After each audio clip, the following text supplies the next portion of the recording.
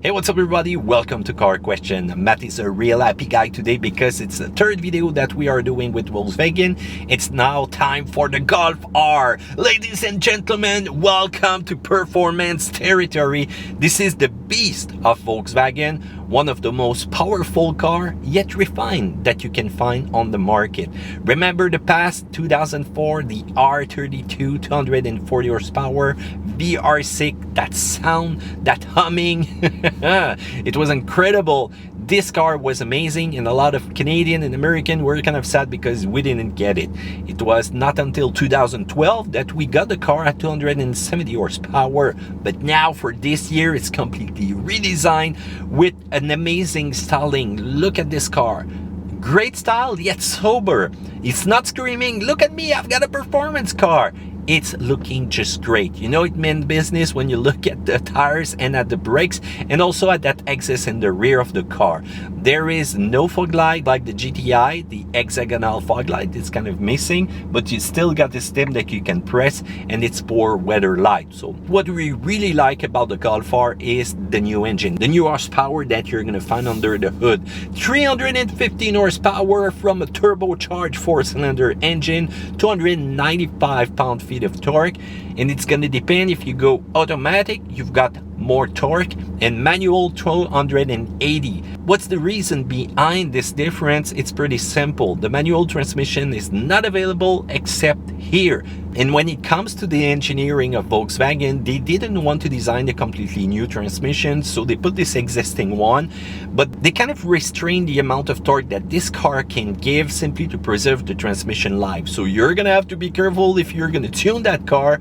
to make sure that this manual will handle it. The 7-speed DSG will give you more power. You won't have to think about shifting because it's a real quick car, but I think the manual gives you that feeling of control that no car can really give you. This one is 4Motion, incredible all-wheel drive system. It's turbo, it's comfortable, it's fast, it's versatile. Wow, amazing car.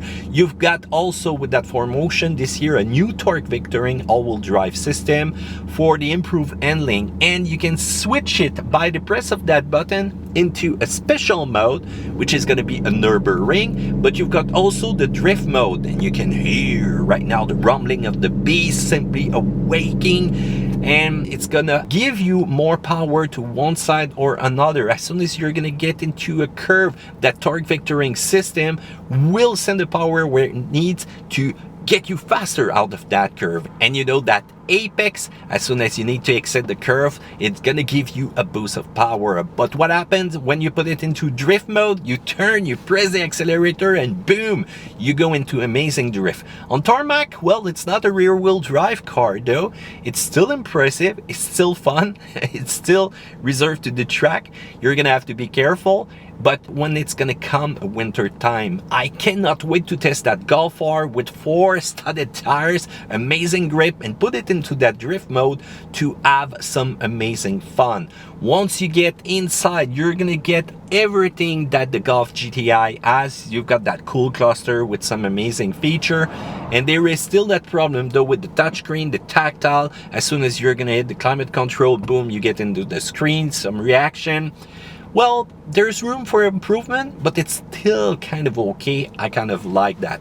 Otherwise, sober interior, feels solid, comfortable. Those seats are amazing, but there is no leather delete, just like in the GTI. So this car is performance for professional. It doesn't look like a car that will tell the others that you're a boy racer. This car is looking humble, and it's really powerful. On the minus side though, some will find the price a little bit high. I kind of find it okay.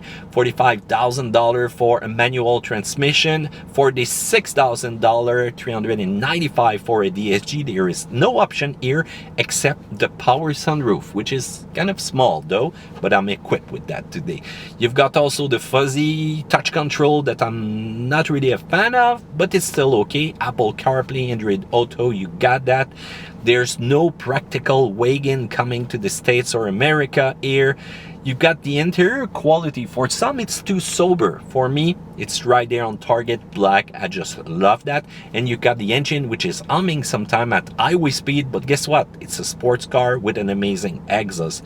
You've got, on the plus side though, a refined turbocharged handling.